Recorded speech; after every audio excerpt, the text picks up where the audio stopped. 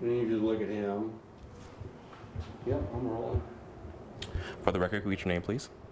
Elena Øhlander, ELENAOHLANDER. And your title? Visual artist working in mixed media illustration and mural making. Gotcha. We interviewed you last year about your ongoing series, Xenophobia. Wait, is that the original name of the series, or? Yeah, originally it was called Xenophobia, but I realized that perhaps the title hyphen would be more appropriate. That way it is more inclusive to a hyphenated American experience. And can you talk for the people that are unaware, like what is the series, what does it represent, what is the meaning behind the series? Sure. With the political rhetoric happening around the pandemic, anti-Asian sentiment has been on the rise since March of last year, and that's really what sparked this idea to bring awareness to this topic through my artwork. A lot of your pieces, we could argue this to be definitely controversial. Also, it could be pretty, what's the word I want to look for this? Impactful, powerful. Can you explain, like the details? Let's say, for example, there's a work that you have called Not a Virus. Can you explain, for the details, what's the meaning behind that particular piece? Sure. I think behind that piece, I just want to mention that, wherever this virus has, started, supposedly in Wuhan, I think for Asian Americans and Asians around the world to not be considered a virus, that it could have happened anywhere and started somewhere else, and there's always got to be this blame on someone, and unfortunately, it was on Asians in that respect. Can you talk about the recent events that happened in Atlanta? Like, how is your artwork, or has your artwork been influenced by such those negative activities that happened that took place in Atlanta, Georgia? It was last week, if I'm not mistaken.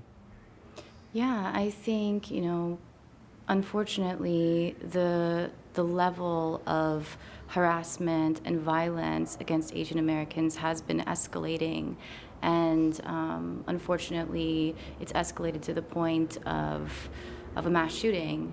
And it's unfortunate for me to have been following this from the beginning and seeing where it's ended up. And something like a mass shooting, now people are paying attention and they're waking up. And I think it definitely makes me realize the value in speaking out about this issue of racism. What are the comments, the feedback people are getting when they see your work and your mission behind these pieces? Yeah, I've had several individuals reach out to me, some of which said thank you very much for doing this work and getting this message out there that these crimes are happening, and calling them exactly that, hate crimes. It's not a word that's easily used in media, in politicians' speeches, and racism is the root of the problem here. And I think other people have reached out and said, hey, I had no idea this was even going on. So thank you for sharing your work and bringing awareness, because I wouldn't have known otherwise. We're talking about, under my assumption, people of different backgrounds and people of all different ages and genders as well, correct? Yeah, there is a diversity. People of all walks of life have gravitated toward the work and are willing to do more research, ask for resources, and really, advocate and support all acts of solidarity and unity.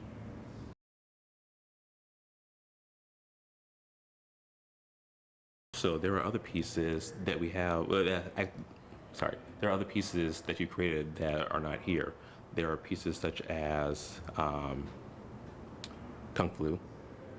Can you speak more about that piece?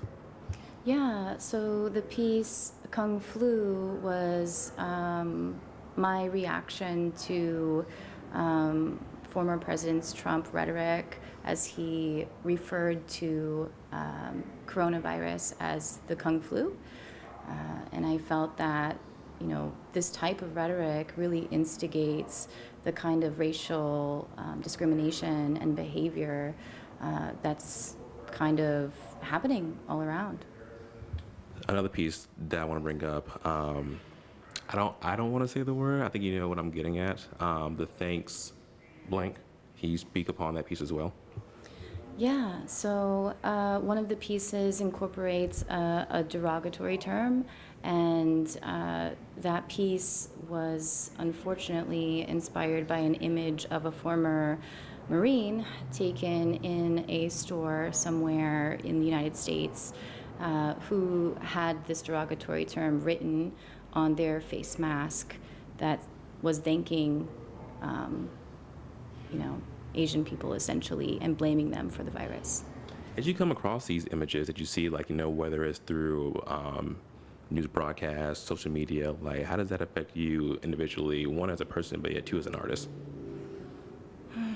I think coming across this kind of acts of violence, harassment, you name it, there is one resource out there called stopaapihate.org, and it really gives you a perspective of the level of different types of crime, and not only that, but it provides data in terms of how much crime has escalated specifically against Asian Americans since the coronavirus broke out. I think, all in all, I really hope that my work provides a sense of awareness about anti-Asian sentiment, but also to expand on the hyphen body of work to include police brutality against Black Americans, discrimination against immigrants of the Latinx community, and rights for indigenous peoples. I think solidarity and unity is the way to kind of do away with racism.